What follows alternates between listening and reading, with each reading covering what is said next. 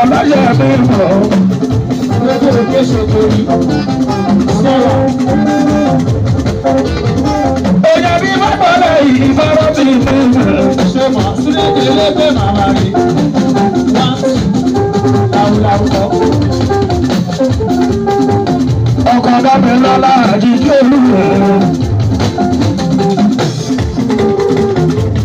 Dábẹ́lọ́lá dágà lápọ̀dé òkè ṣàtúndé ọyọ́ lápọ̀dé òkè ẹ̀rọ lè bá wà tó. Ọyọ́ lápọ̀dé kéèké. Ọyọ́ lápọ̀dé kéèké.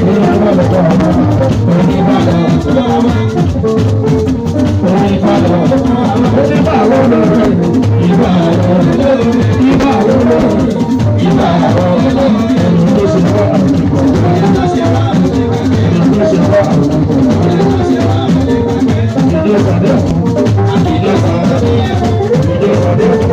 ìdí ìsàdé ọ̀yà yà sàdé tó ọ̀yà yà sàdé ọ̀yà yà sàdé tó ọ̀yà yà sàdé àdìdí olúwo àwọn jọ̀gbọ̀dọ̀ àdìdí àwọn jọ̀gbọ̀dọ̀.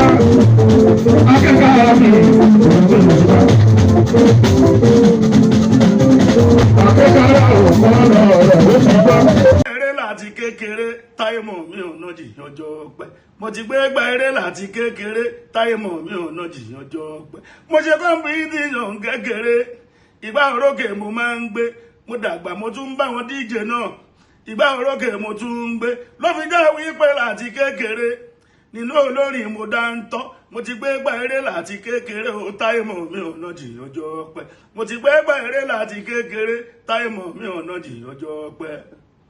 Òṣùpá mojo fòyìnbó mojo fọ ọba mojo fòyìnbó mojo fọ ẹ̀yin tèmi kí n Dr. Saheed Osupa Saheed Osupa olùfẹ́ máa kọ́kọ́ má tàgbà mọ́lẹ̀ ẹ pàdé mi lọ́n the 8th of August 8 Ọ̀ṣun Òṣogbo day ní ọ̀dọ̀ Káyọ̀dé Olódodo Zios Club lálẹ́ mọ́jú ni o ẹ má ṣàlàyé wá o ẹ wá pa.